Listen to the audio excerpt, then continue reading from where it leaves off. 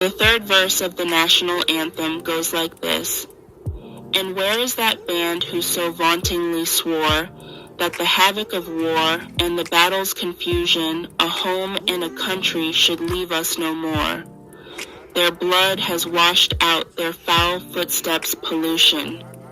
No refuge could save the hireling and slave from the terror of flight or the gloom of the grave, and the star-spangled banner in triumph doth wave o'er the land of the free and the home of the brave. What? James Weldon Johnson, most famous for. A key figure of the Harlem Renaissance, James Weldon Johnson was a man of many talents. Not only was he a distinguished lawyer and diplomat who served as executive secretary at NAACP for a decade, he was also a composer who wrote the lyrics for Lift Every Voice and Sing, known as the Black National Anthem. The national anthem goes like this. Lift every voice and sing, till earth and heaven ring with the harmonies of liberty. Let our rejoicing rise high as the listening skies. Let it resound loud as the rolling sea. Sing a song full of the faith that the dark past has taught us. Sing a song full of the hope that the present has brought us. Facing the rising sun of our new day begun, let us march on till victory is won. Stony the road we trod, bitter the chastening rod, felt in the days when hope unborn had died. Yet with a steady beat, have not our weary feet come to the place for which our people sighed? We have come over a way that with tears has been watered. We have come treading our path through the blood of the slaughtered, out from the gloomy past, till now we stand at last where the bright gleam of our bright star is cast. God of our weary years, God of our silent tears, Thou who hast brought us thus far on the way, Thou who hast by Thy might led us into the light, keep us forever in the path, we pray. Lest our feet stray from the places, our God, where we met Thee, lest our hearts, drunk with the wine of the world, we forget Thee, shadowed beneath Thy hand, may we forever stand true to our God, true to our native land. The story behind Lift Every Voice and Sing. The Johnson brothers, James Weldon and J. Rosamond. The James Johnson family of Jacksonville, Florida, was exceptional in many ways. They were middle class, educated, and had been free since before the Civil War.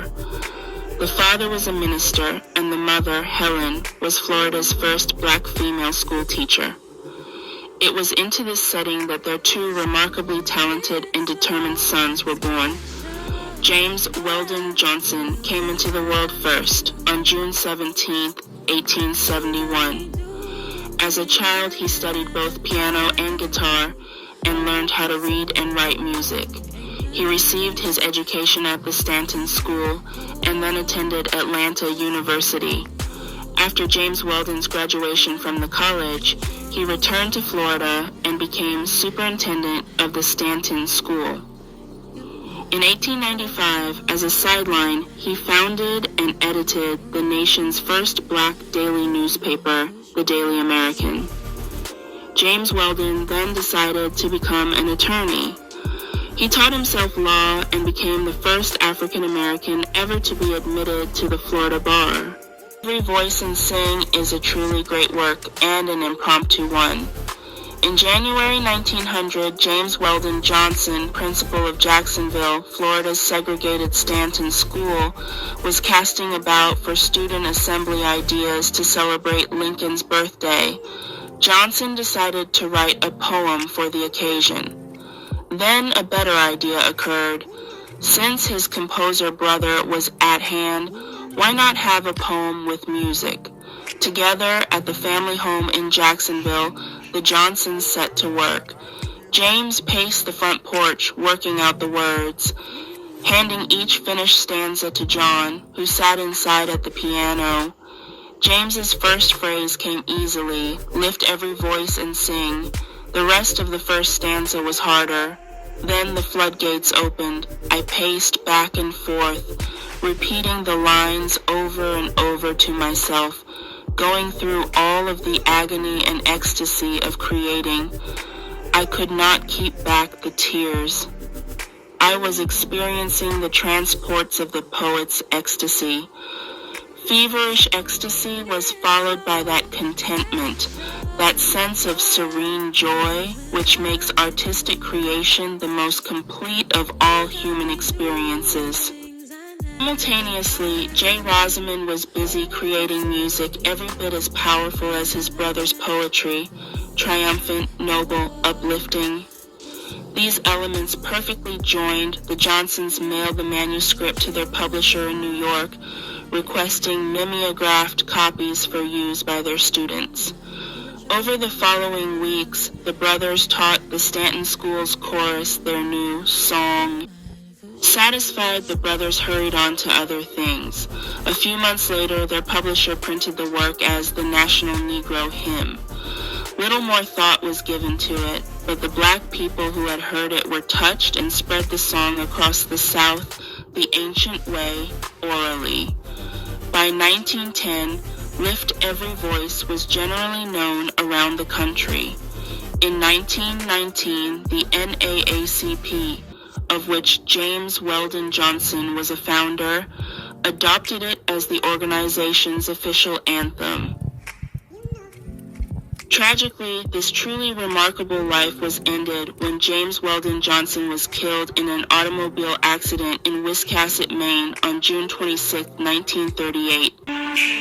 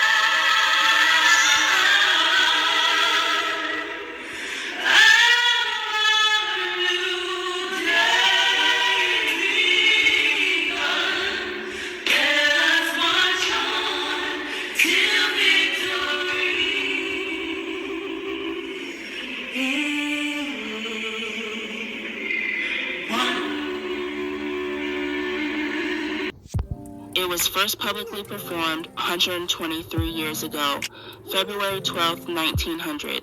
Happy Black History Month.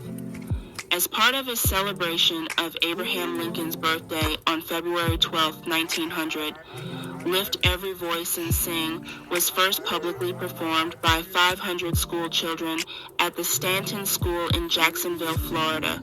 The school principal, James Weldon Johnson, wrote the words, and Johnson's brother Rosamond set them to music. The children continued to sing the song, popularizing it for generations to come. Later, the National Association for the Advancement of Colored People, NAACP, adopted the song as the Black National Anthem.